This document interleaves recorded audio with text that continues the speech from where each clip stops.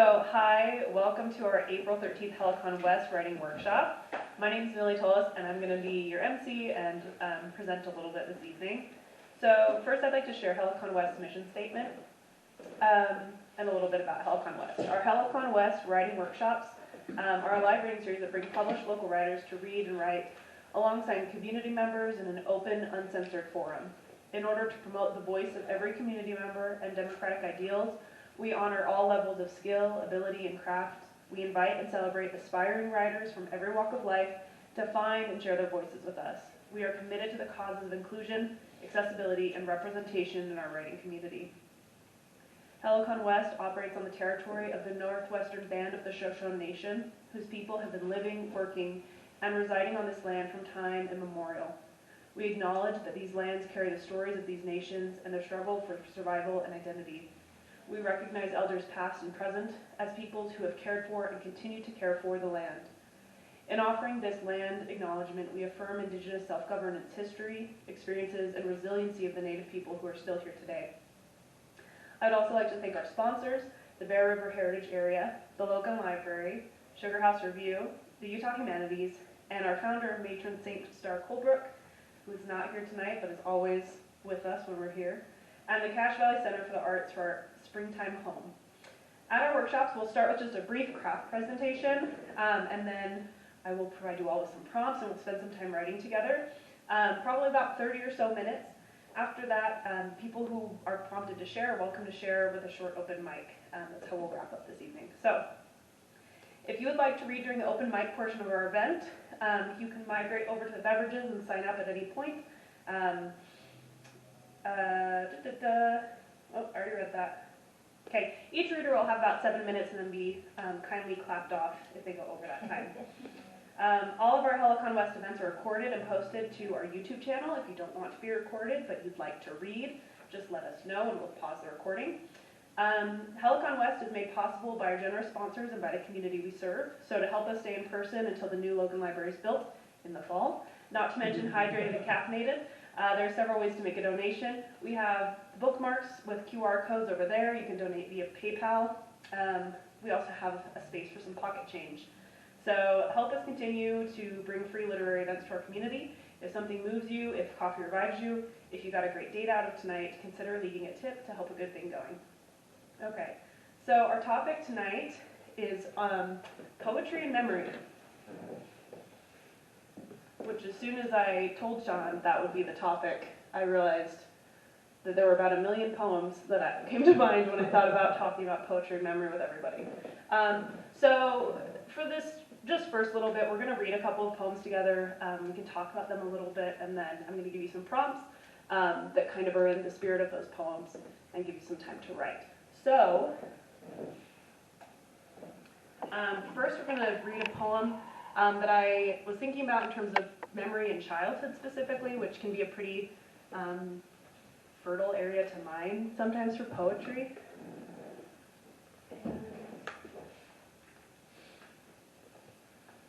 I have it up on the screen, but if people want a physical copy, I can pass some of those around too. There's enough for most people, I think, or some people might share.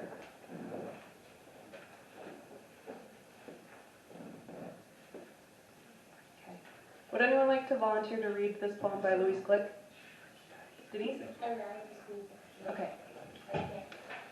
All right. Do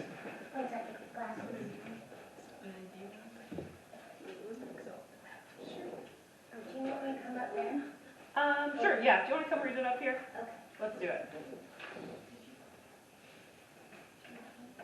Okay. Oh, can you hear me? Okay. Nostos by Louise Glick. There was an apple tree in the yard.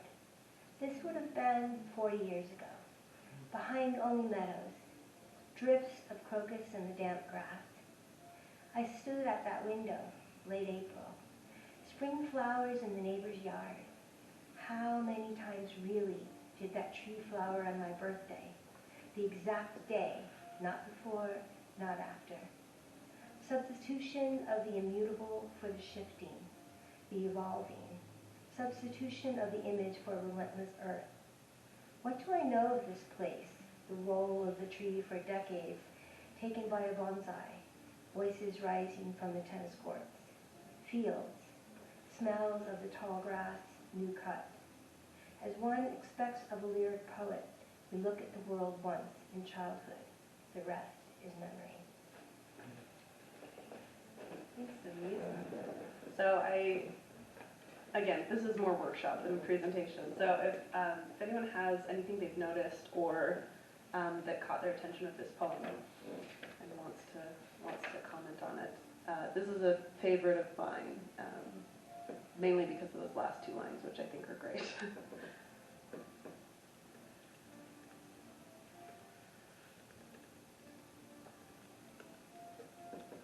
Sure, Sean. I feel like because the topic is poetry and memory, I appreciate just how slippery and questioned the memory is, where there is the question of how many times we did the tree flower on my birthday. And there's just this leaning into the fact that memory is always going to be holy, I guess. But with holes, not like Yeah, sacred. like cheese. Yeah. Yeah. I love that. I think that's a conversation I think that happens a lot in nonfiction spaces about kind of the multiple validity of ways people remember an event, or but I love that kind of self-questioning in the poem too. I think that's really lovely. You know what the title, Mm-hmm. what the title means? It's Greek and it's related to nostalgia. It's like longing for home specifically though. But it's also part of why I started with this poem is I think this poem works in isolation too, as sort of just a poem about childhood memory. But it's from a book that's all about the Odyssey as well. So that kind of adds a few more layers, I think, to the idea of nostalgia and longing for a home and longing for childhood too, like the lens of childhood. So, anyone else have Denise, did you have your hand up? Yeah, what I think is really, is very thoughtful or intriguing is the idea of the immutable for the shifting, the evolving. Because the truth of the matter is, depending on the mood you're in and what day it is and how you're feeling, your memory is different. And so every time you touch it, you are walking in the same path, but it's never the same outcome because you're not the same person. Yeah. You know, and so I really it's true that our memories evolve as we evolve. And I know, like, I think it's really interesting how if you don't visit a memory, you start to lose it until, like, you meet with someone who draws that memory back for you, and all of a sudden it's really vivid, and, like, their memory and your memory come together and shift it. So I think it's very interesting that they bring that into this poem. I think that's interesting. I often think too about like the kind of layered nature of memory. If I feel like that when we reach back and kind of pick up a memory, we're holding the memory of that memory that we've retraced over and over and over again. And so I think that slipperiness is super interesting. And the next poem is also very interested in a different kind of slipperiness. So I'll pass this one around as well for people who want printed copies. Yeah. This poem's a little bit longer, but would anyone be interested in reading it? And I can pass the mic to you too, maybe if it's long enough. We also got the writing prompts. Oops. Oh. Oh, that's all right. I had too many papers. When I teach, I never have exactly the right number of papers that I intend to have. If you get the prompts, that's fine. That's just a sneak peek. But I was going to give them to you actually anyway. All right. Is there any more? Yeah. I'm just old school that way. So within the big nebulous web of memory, I was thinking about some prompts that had to do with memory and childhood. This one's more about memory and time and aging. Oh, thank you. Is anyone interested in reading this one, or I can if no one wants to? Sean, would you? I'm always happy to read a book poem. Yeah. Yes. Great. Oh, great.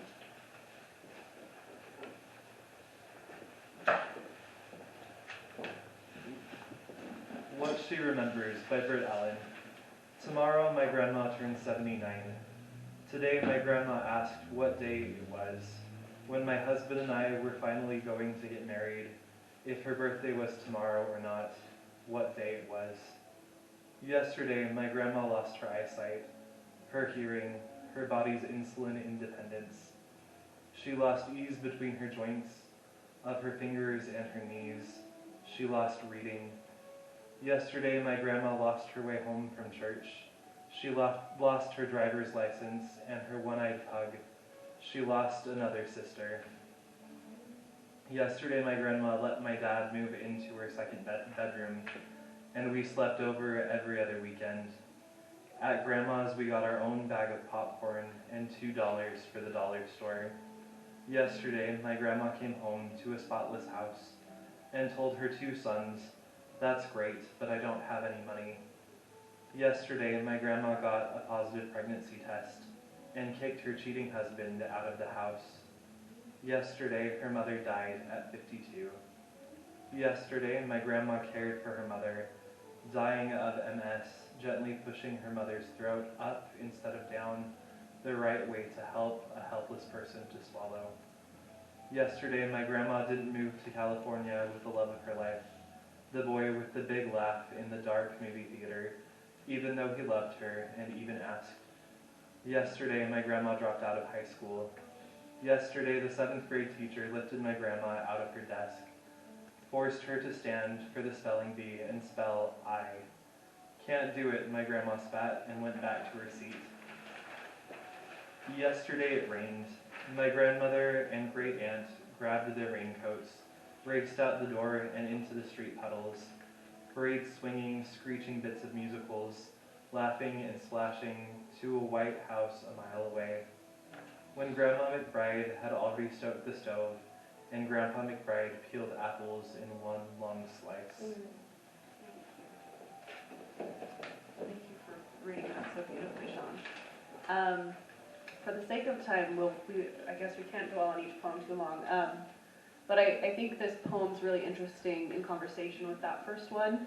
They're both really about the slipperiness of memory, and this poem is doing a lot of layering and a lot of repetition that I think is so effective in the way it moves through that non-linear narrative.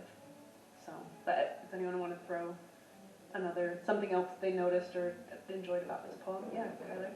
I think it's interesting just to consider the fact that memory is in and of itself an act of speculation, and so it's not something that happens linearly, and so in something like this or in nonfiction, that's something that we talk about, like, not all these things happened yesterday, but it's still true that it happened yesterday, so I think it's interesting the way we play with that. I love that. Memory is speculation. I think that's a good writing prompt just in itself. Yeah, I think you're right. It does that really well. Okay, all right. So really quickly, we'll read one more poem, and then I'll give you all some prompts that you can consider or write whatever it is you want to write. So lastly, something I'm really interested in lately is personal memory and history and kind of individual history, but also putting that inside of larger histories.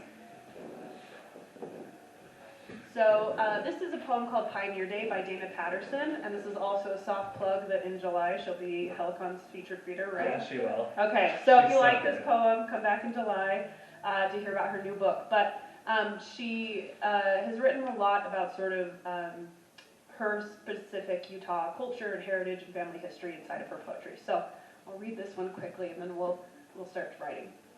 Freak show, a classmate said. Watch them parade down Main on July 24th, singing Come Ye Saints, horse and wagon, aproned women, babies in gingham, toddlers in sunbonnets on their father's shoulders, men in cotton blouses with tin cups lashed to belts.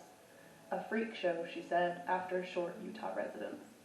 I told her I'd marched in that parade, sang loud, all is well, or sat curbside on Logan, Center, and 3rd by the picturesque mansions a polygamist built, one for each of his 3 families, ordinary backdrop of my life, familiar as summer sweat.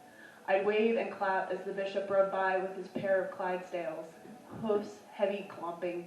He'd toss a fistful of saltwater taffy at my feet. I'd scramble to gather each piece, wrapped in a twist of wax paper, as if it were my right, my inheritance, to grab what I could from hot asphalt, a pinch of scorch. Okay. So, just for the sake of time, I want to give everyone some time to write, so we'll stop there. And I'll stop handing you papers, but first, we've got writing prompts. So I have these on paper, and I split them up sort of according to those 3 prongs of 3 different ways of approaching memory. So writing about memory in childhood, or memory in time, or memory in history. So you can kind of drift in a direction that seems most interesting to you. And the QR code will also take you to those same prompts if you want. Oh, thank you. If you want them for later, or just would rather have it on a phone or computer. But, okay. Everyone's, all right. Okay, that's fine. So let's take 30 or so minutes, and then I'll give you a 5-minute warning, and at that point, if you'd like to sign up with open mic too, I hope some of you will. Acknowledging that probably most of us will be reading things we just wrote, so. We'll do 3 at a time. We still have time if other people want to sign up. I'll just set it over here on the chair. So I will read a short or weird poem I just wrote, Kyler, and then Amber. Sean, do you mind keeping me around the 7-minute thing? On it. I guess I'd be impressed if someone could generate 7 minutes of reading and 3 minutes of writing. That would be amazing. Okay. So I didn't make it very far. I just did the first prompt. And when I was a kid, I was very invested in the perceived lives of my toys. And I thought a lot about my toys when I was asleep and if they were alive. And I had a lot of dolls, which maybe messed with that. But so I wrote about an object that really stands out in my childhood, and I remember spending a lot of time looking at it and thinking about it, so I don't know. Okay.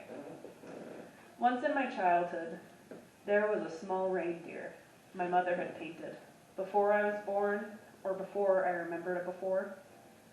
Small and ceramic, hollow-bodied and hollow-hoofed, green and red, and permanently sprouting a little holly on her ass, like the My Little Ponies I didn't have. I pulled her into my bedroom and set her up next to my CD and tape player and kept her there all of December. She did nothing, but I remember her better, more vividly, than anything else my mother pulled from her boxes and boxes of Christmas decor. I remember the feel of her body. Do I remember her because she was a single? There were no other porcelain reindeer, and certainly no other porcelain reindeer in my house, no other reindeer, at least none that I'd seen, whose coat grew in green with red trim. Or because she was an orphan, I spent a lot of time meanly wishing for an orphanhood, like the girls I read about in books. Or because she was too small and too stiff and too cold to do any of the things her species was meant to do. What do reindeer want to do? Eat berries and bushes and run very quickly through the snow? She never moved at all. Or, I thought, she moved only a very little amount and only when I slept. Her coat was smooth and soft but cold. I think I remember her because of her emptiness. When I rattled her, I heard nothing inside. When I tipped her upside down and peered into her hollowed hoofs and saw her belly, her absent heart, the whole beautiful bag of her body, it was nothing. Hollow and clean, silent and pastless, she was beautiful, and so I loved her.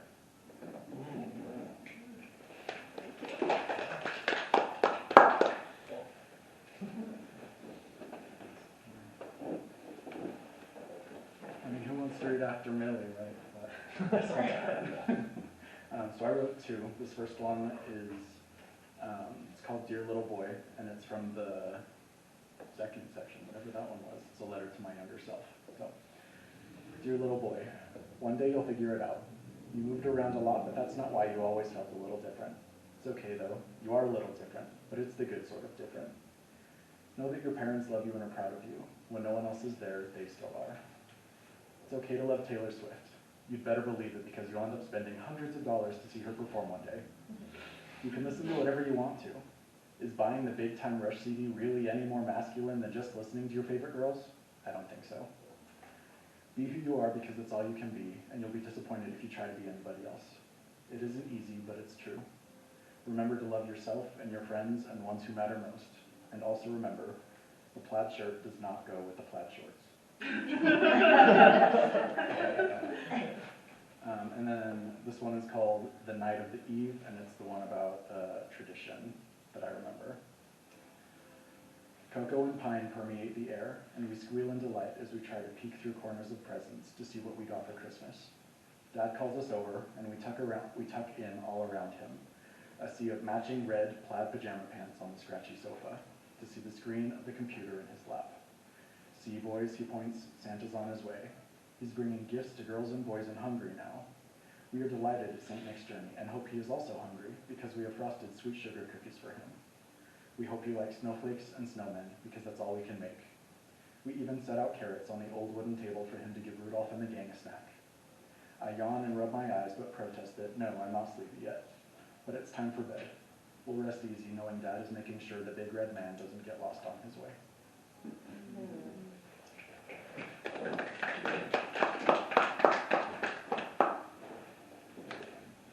Is it alright if we pause the recording for me? I realize now that macaroni isn't actually spiral shaped. Better to use rotini or fusilli, but that didn't matter at the time because macaroni was our code word. Code for, don't spiral in your own worries. Code for, everything will work out just fine. Code for, I love you. As an anxious child, inherited from my father, I suppose, I found this tactic to be incredibly effective. I'm too old for code words now. These days, when I'm anxious, the replies are more direct. Don't overreact, don't beat yourself up, don't be so emotional. For the most part, I am happy, if occasionally anxious, but I can't help but miss macaroni.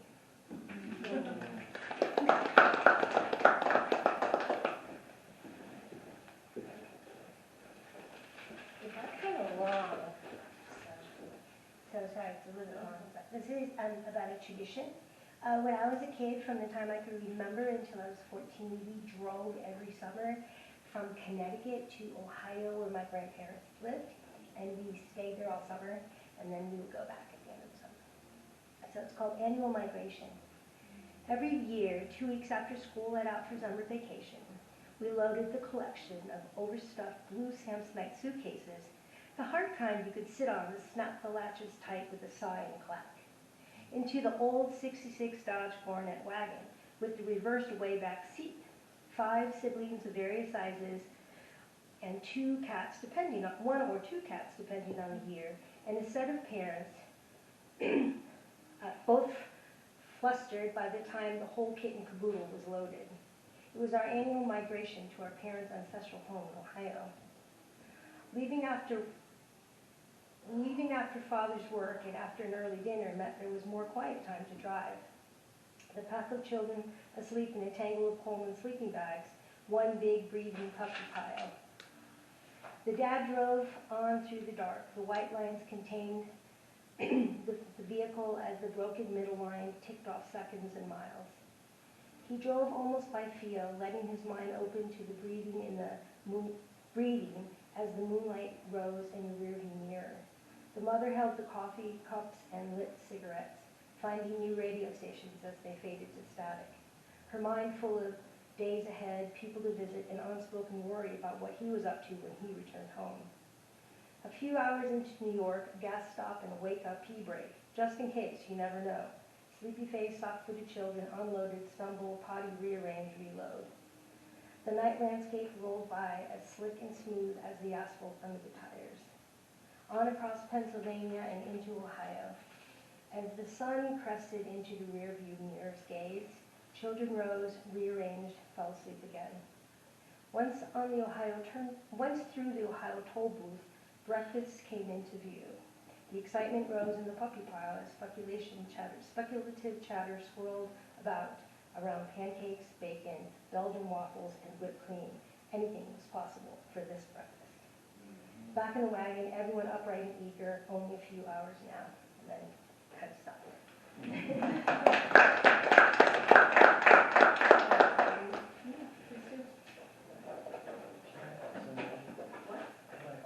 Yeah, of course. Shannon, John, and Yay. anyone else wants to do it?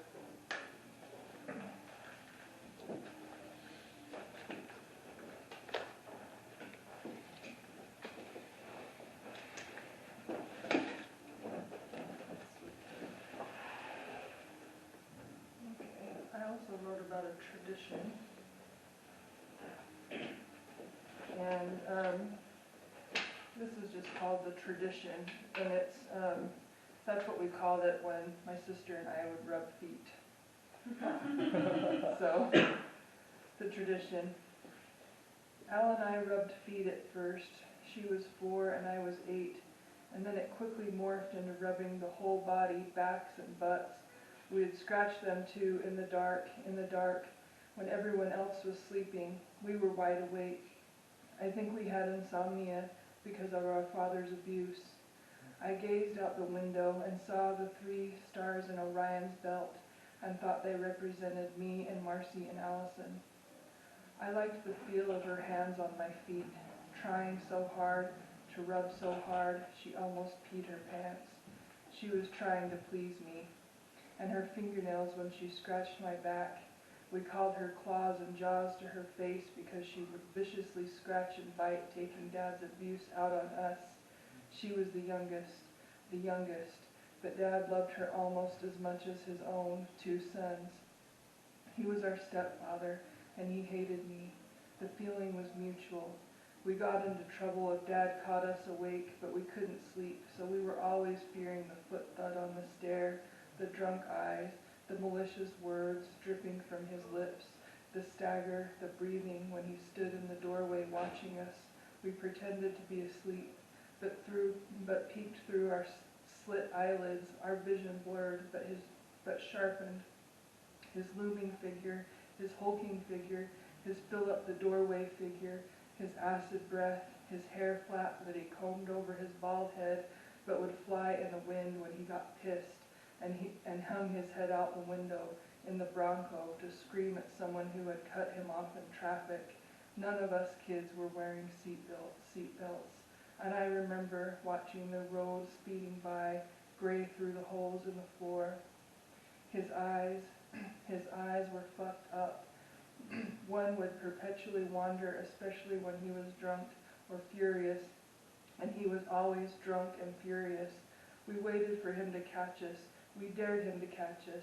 As we got older, we would sneak out of our room to stare into the mesmerizing fish tank and watch the silver dollars and ball of sharks gliding silver and sleek in the 50-gallon tank. We saw Dad in his underwear, his tight white underwear, and we were afraid.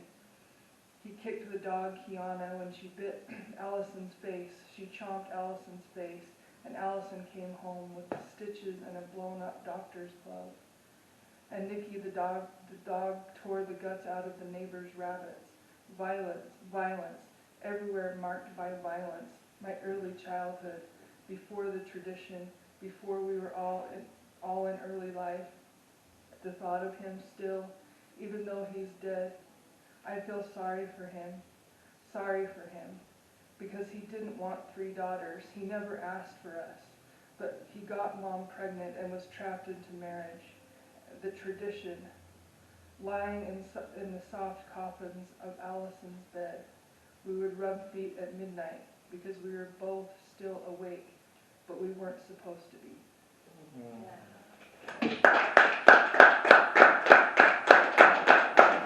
So much for coming. Thank you all for writing.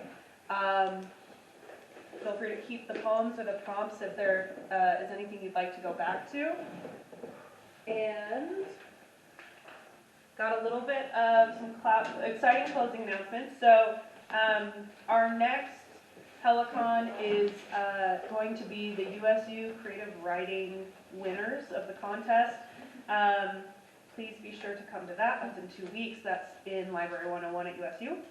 And another exciting announcement, so that's the 27th, is that the May Swenson Park opening celebration is Wednesday, April 26th, so you can have a double poetry day. The 26th, the park opens at 1 p.m. There's going to be a celebration. It's at 669 East 500 North in Logan, so it's just right at the bottom of Old Main. Please come, stop by, check it out, and then the next night come back to campus for some Helicon. So thank you all so much for being here. I appreciate it. Thanks,